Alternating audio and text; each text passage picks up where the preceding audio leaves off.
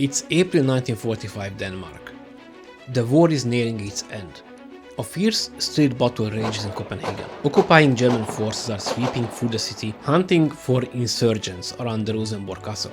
But these hunted fighters aren't Danish soldiers or civilians. They are members of the Hungarian Royal Army, and they are locked in a desperate firefight against their former allies. How did they end up here thousands of miles from home? What are these Hungarian units doing in Denmark, and why are they fighting against the Germans? The answers are a story of an unwilling alliance, a secret resistance, and a final desperate stand.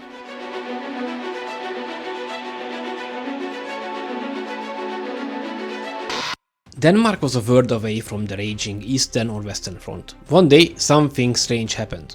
The arrival of approximately 12,000 Hungarian soldiers. Originally allies of Germany, but in reality a lost and unwilling army. The story of these men, the unexpected alliances, and their tragic fate was remained largely untold for decades. It was not until the Danish journalist Søren Peder Sørensen began his research in 1992, prompted by documents left behind by his grandfather, that this forgotten narrative came to light.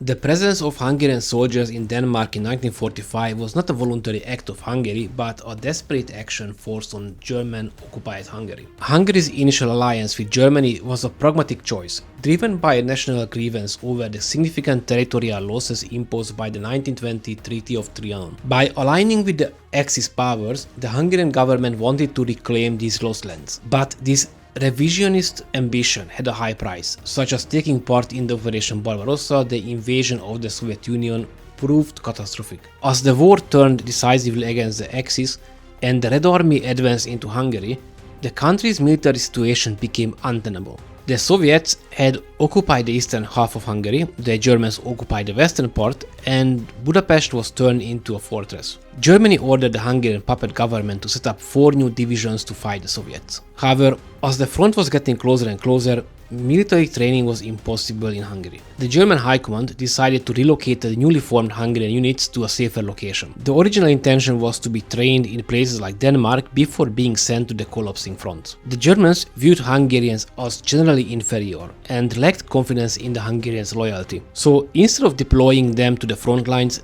the Germans chose to use the Hungarian soldiers as a low-risk replacement for labor force. They were given tasks like guarding railway lines and other infrastructure, and by that freeing up more experienced German troops for desperate fighting on the Russian and the Western Front. These Hungarians were effectively prisoners of a collapsing empire, sent to a foreign land to fight for a cause that they no longer believed in, and performed forced labor for an army did not trust them. The arrival of the Hungarian soldiers in Denmark was shocking to the Hungarians. They left behind a country devastated by war, with destroyed houses and population struggling to find enough food. Denmark, by contrast, seemed to exist in a different reality. Its houses were intact and its stores were full of goods, and its people appeared healthy and well-fed compared to Hungary. The Hungarians' daily duties reflected the deep-seated mistrust the Germans had for them. They were stationed across the country with units in places like Hoelte and Funen, but their main task was guard railways, particularly the stretch between Lyngby and Pirkanmaa, to prevent sabotage. This was a low-stakes non-combat role. The Germans had such a little trust in the Hungarians that the Hungarian soldiers were often given only few cartridges each, and their quarters were guarded by German soldiers at night, so they could not defect or turn on their supposed allies. This policy of keeping the Hungarians poorly armed and under surveillance created an unexpected opportunity. By positioning the Hungarians as a less than competent occupying force, the Germans unknowingly paved the way for a unique and fragile alliance to form between the Hungarian soldiers and the Danish population. This newfound empathy led to some interesting acts of support. Danish pupils at the Holte Gymnasium shared their packed lunches with the always hungry Hungarian soldiers. A more daring form of collaboration involved the trading of weapons for food and cigarettes. The Hungarian soldiers, recognizing their impossible position, were eager to part with their firearms for basic provisions, with the Danish resistance helping to arrange these exchanges. The most profound example of this collaboration came on 26th of April 1945, when a British bomber was shot down. Hungarian soldiers on patrol at night were tasked with capturing the Allied airmen and their supplies, but instead they turned a blind eye.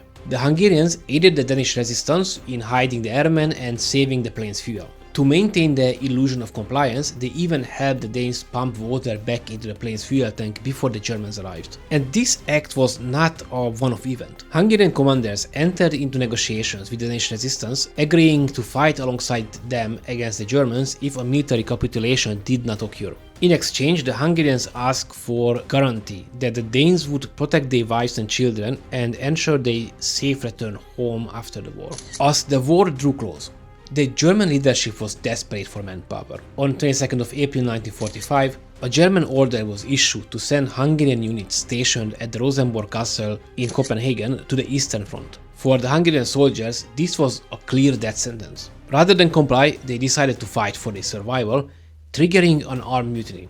What followed was a surreal and brutal street fight in the heart of Copenhagen, as the poorly armed Hungarian soldiers broke out of the barracks and fled, hoping to hide among the civilian population. The rebellion was not a coordinated military attack, but a spontaneous act of desperation by soldiers who wanted no part of the German cause.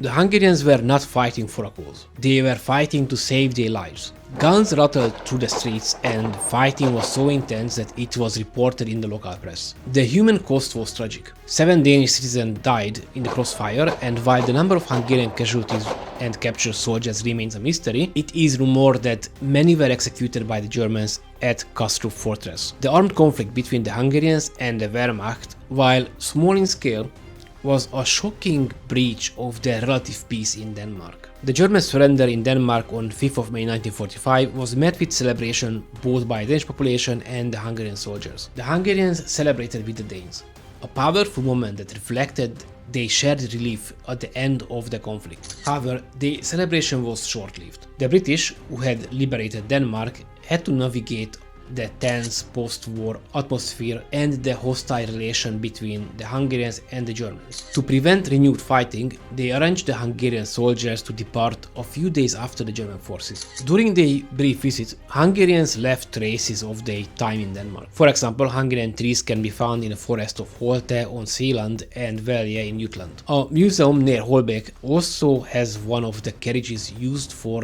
their journey to Denmark. The fate of the Hungarians was now in the hands of the Allies, and the outcome was grim. Many of the soldiers who surrendered to the British were first transported to the British prison camp in Germany. Their ultimate destination, however, was a Soviet-controlled Hungary. Their fate was sealed by the larger political agreement of the Yalta Conference, which dictated that Western powers would forcibly repatriate all Soviet citizens and members of certain Axis-affiliated armies to the Soviet Union, regardless of their wishes. The soldiers on the island of Bornholm, who were liberated directly by the Soviets, suffered a particularly harsh fate, with almost all of them being sent to Soviet prison camps from which they never returned home.